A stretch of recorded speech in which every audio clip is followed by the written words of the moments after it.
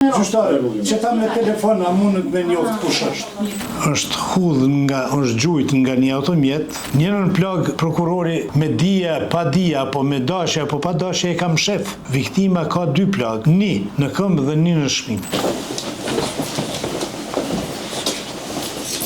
Po vazhdojmë seancën e shqyrtimit gjyqësor në çështje penale ndaj të akuzuarve e NSA për shkak të veprës penale lëndimi i rënë trupor nga neni 186 paragrafi 5 Hajrullah dhe të akuzuarit Hajrullah Bërnxhani për shkak të veprës penale mosdhënia e ndihmës, si dhe veprës penale mos lejmërimi i veprave penale apo kryesve të tyre nga neni 378 paragrafi 1 nuk e ki radhën të. Ne kam radhën me më vërtetu gjë nga fashit. Kemi dhe avokati, kur ki kam radhën gjyqtare më vërtetu. Edhe ti e kja ti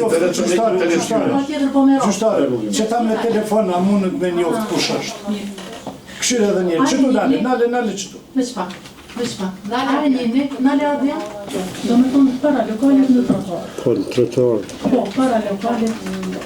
Me datën 6/7/2024, rrethorës 23:50 minuta, tani viktima është është gjujt nga një automjet për të cilën ka qenë duke i vozitur Hajrullah Bërnxhanin. Në automjet ka qenë edhe një turk i quajtur NSA dhe viktimën e kanë lënë në rrugë vetë ka nik.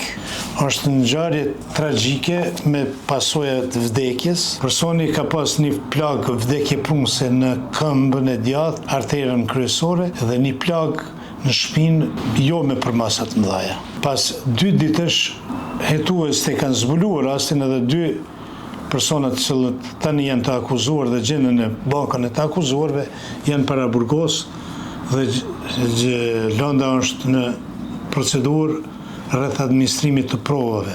Vrejtet si pali dëmtuar janë prej fillimit se prokurori i çështjes nuk po thom ka qenë i korruptuar se s'kam prova, se po të kisha prova kisha me lajmëru, po çështjen me seriozitet nuk e ka punuar, dëshmitarët okular nuk i kanë dëgjuar, provat, shumë prova, unë po them kruciale, kryesore, cilët ndikojnë në cilësimin juridik, nuk i ka administruar se i ka mshef. Në dispozitivin e akt akuzës akuzohet NSA për lëndim të rënë trupor me pasojat vdekjes.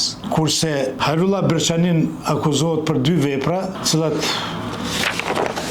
për momentin as nuk duhet përmendën sepse është mos lajmërimi, është mosdhënia e ndihmës kryesit veprës penale dhe mos lajmërimi i veprës penale. Edhe njëra dhe tjetra në vend me dyshuar neve, sepse personi i cili ka qenë duke e gra ke automjetin. Edhe automjeti është zonë nga policia i cili ishte me gjak, sikur ta kishe prej një lop gjak mrena, mas 2 ditësh. Do me thonë ngjarja ka ndodhur mrena automjet. Kemi 2 plag. Njërën plag prokurori me dija, pa dija, apo me dashje apo pa dashje e kam shef.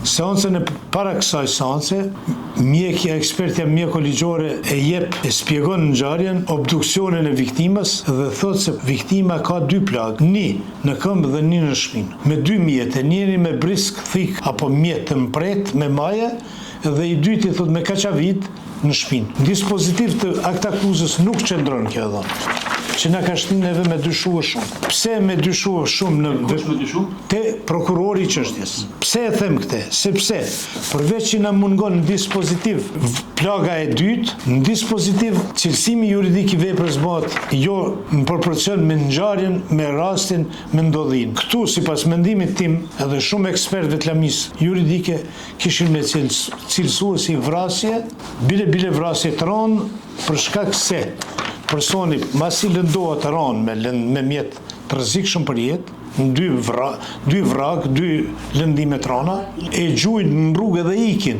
Çka t'jep me kuptu se këtu kemi me një vrasje klasike të rënë. Kjo që më jep me dyshu. Edhe e dyta, ekspertizën mjekoligjore, e cila i paraqitet mbrojtjes me një kopje të vetme, pa fotografi, pa fotografit e varrëve të cilat janë shkaktuar te viktima. As fotografin e viktimës.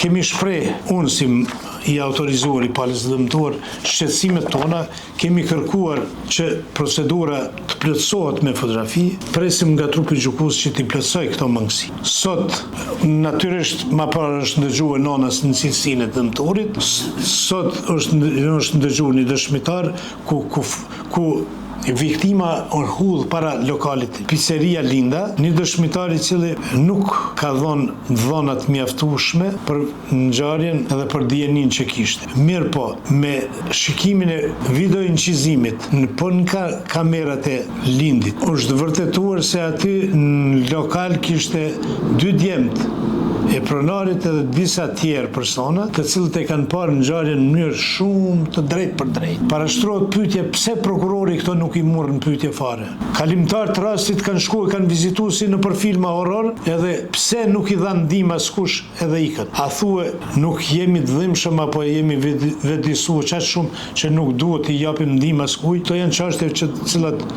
duhet diskutohen në lami tjera. Mu si mbrojtës i familjes së dëmtuar, më jep me dyshue se në këtë çështje penale juridike me dashje, pa dashje apo me pakujdesi apo me dije apo pa dije janë lënë shumë prova pa administruar. Prokurori s'ka guxuar këto dëshmitar mos mi marrë në pyetje. Prokurori s'ka guxuar mos me marrë në pyetje automjet ku është la në autolarje dhe e ka la gjakun. As personi i autolaris nuk e marrë në pyetje, po as personat që e kanë parë ngjarjen.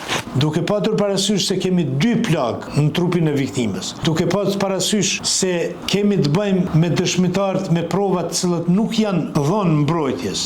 Jo vetëm mu si pali dëmtuar, pas mbrojtjes nuk ju ka dhënë. Unë sot kam kërkuar që nga në gjykata të ndërprej procedurën, t'ja jep lëndën në plotësim prokurorit të çështjes, t'i merr në pyetje personat që e kanë parë ngjarjen sipas video incizimit, por trupi gjykues e refuzoi këtë kërkesë, aprovoi kërkesën e prokurorit të ndëgjohen dëshmitarët, personat që e kanë parë ngjarjen, edhe pastaj duke parë, duke bërë. Sipas procedurës penale të Kosovës që është në fuqi, praktikës juridike në Kosovë edhe në prezent, prokurori ka në çdo kohë të drejtë me bërë ricilësimin e aktakuzës, dispozitivit të aktakuzës, nëse gjen prova rënduese, por edhe nëse gjen prova lehtësuese. Prandaj unë me besimin më të plot në prokurorin të cilën tani e ka marrë çështë, ku do të shfrytëzoj rastin edhe kryeprokurorin e prokurorisë themelore në prezent do ta njoftoj për gjithë rrjedhën dhe do të kërkojnë nga ai që këtë çështje ta zbardh, bazuar në dispozita ligjore, bazuar në kodin etik, bazuar në drejtat dhe liritë e qytetarëve.